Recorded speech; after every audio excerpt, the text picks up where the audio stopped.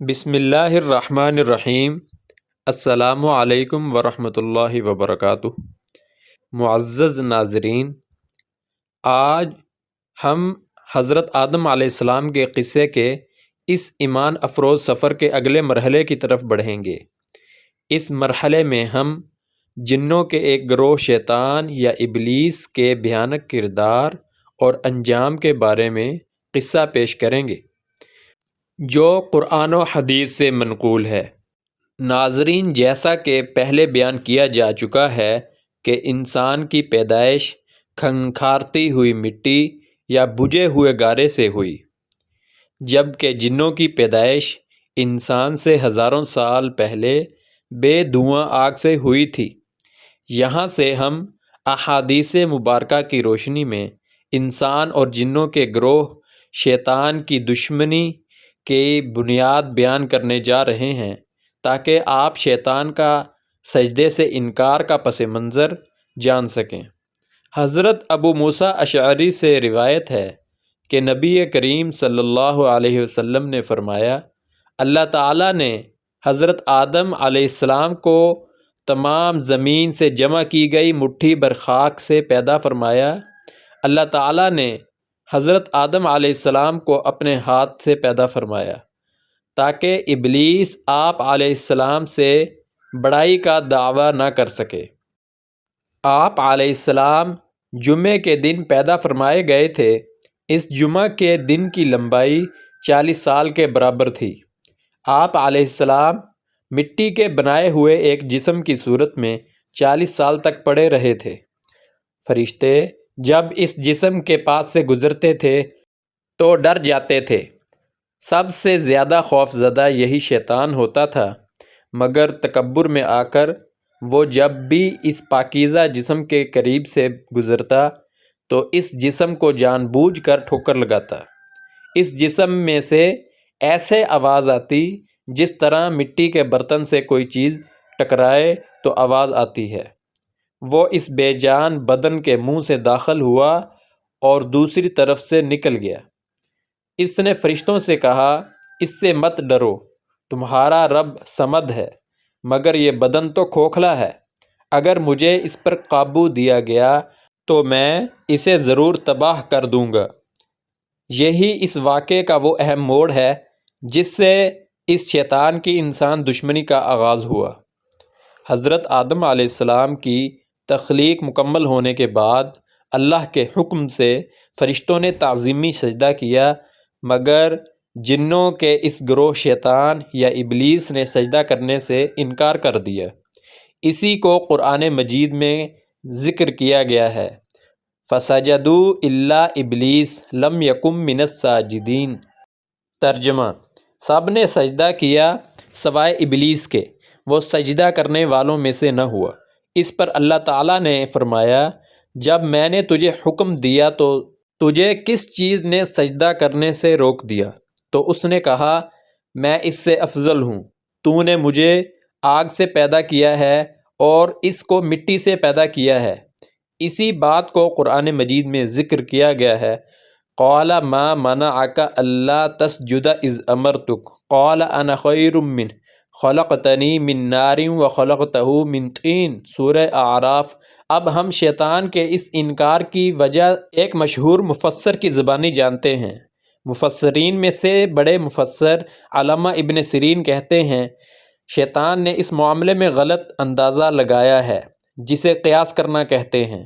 اس نے اپنا موازنہ حضرت آدم علیہ السلام سے کیا تو اسے حضرت آدم علیہ السلام کی ذات اپنے سے افضل معلوم ہوئی، اس لیے تکبر و غرور میں آ کر وہ انہیں سجدہ کرنے سے رک گیا۔ وہ جان بوجھ کر اللہ کی اطاعت سے نکل گیا اور اللہ کے حکم کی تعمیل سے انکار کر دیا، کیونکہ مٹی آگ سے بہتر اور زیادہ نفع دینے والی ہے۔ مٹی میں پختگی، تحمل، بردباری اور بڑھنے پھلنے پھولنے کی صفات پائی جاتی ہیں، جبکہ آگ میں تکبر، ہلکا پن، جلانے کی صفات پائی جاتی ہیں۔ اللہ تعالیٰ کو غرور و تکبر اور اپنے حکم کی نافرمانی بالکل بھی پسند نہیں آئی، اس لیے اللہ تعالیٰ نے ابلیس کو جواب دیتے ہوئے فرمایا، اے ابلیس، تو یہاں سے نکل جا، ابن عباس رضی اللہ تعالی عنہ فرماتے ہیں ابلیس زمین کے ان فرشتوں میں سے تھا جنہیں جن کہا جاتا تھا، اور علم و عبادت میں زمینی فرشتوں میں سب سے بڑھ کر تھا۔ زمین کا کوئی کونا ایسا نہ تھا جس میں جنوں کے اس گروہ نے عبادت نہ کی ہو۔ اس گروہ کا نام عزازیل تھا، مگر تکبر اور خداوند کریم کے حکم کی نافرمانی کی وجہ سے ملعون قرار پایا، اور اسے خدا تعالیٰ نے اپنے رحمت سے نکال دیا، اور اس سے مقام و مرتبہ جو اس نے اپنے عبادت سے حاصل کیا تھا واپس لے لیا۔ شیطان نے اللہ کے اس حکم کے بعد جواب دیا کہ تو نے مجھے ملعون کر ہی دیا ہے، میں بھی تیرے سیدھے راستے سے اس آدم یا اولاد آدم کو گمراہ کرنے کے لیے بیٹھوں گا۔ ان کے آگے سے، ان کے پیچھے سے، ان کے دائیں سے، ان کے بائیں سے، غرض ہر طرف سے ان کو گمراہ کرنے کے لیے ان کو بہکاؤں گا۔ اس پر اللہ تعالیٰ نے فرمایا جو شخص ان میں سے تیری پیروی کرے گا تم سب کی سزا جہنم ہے۔ تو ان انسانوں میں سے جن جن کو بہکا سکتا ہے اپنی آواز دے کر بہکاتا رہ، ان انسانوں کو پیدل اور سوار شیطانوں کے ذریعے گمراہی کے راستے پر چڑھاتا رہ، ان کے مال اور اولاد میں شریک ہوتا رہ، اور ان سے جھوٹے وعدے کرتا رہ۔ شیطان ان سے جو وعدہ کرتا ہے سب دھوکہ ہوتا ہے۔ جو میرے مخلص بندے ہوں گے ان پر تیرا کوئی زور اور طاقت نہیں چلے گا۔ سورہ بنی اسرائیل آیت نمبر 61 تا 65۔ مطلب اللہ تعالیٰ نے بھی ابلیس کو کھلی اجازت دے دی کہ تم اپنے زور اور طاقت سے جن جن کو گمراہ کر سکتے ہو تو گمراہ کر لو۔ جو لوگ بھی شیطان کے ساتھ گمراہی کے راستے پر چلیں گے تو ان سب کی سزا جہنم ہوگی، جس میں وہ اپنے اعمال کی سزا پائیں گے۔ اب یہاں سے شیطان اور انسان کے درمیان دائمی دشمنی کا ایک دور شروع ہوتا ہے جو قیامت تک جاری رہے گا۔ جیسا کہ بتایا گیا تھا کہ انسان میں دو روحیں ہوتی ہیں، ایک حیوانی روح اور دوسری ملائکی روح۔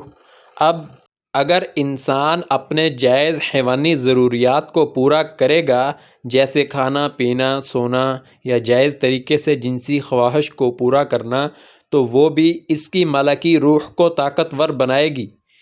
اسی لیے ایک حدیث میں نبی اکرم حضرت محمد صلی اللہ علیہ وسلم نے فرمایا کہ مومن کا ہر کام عبادت ہے۔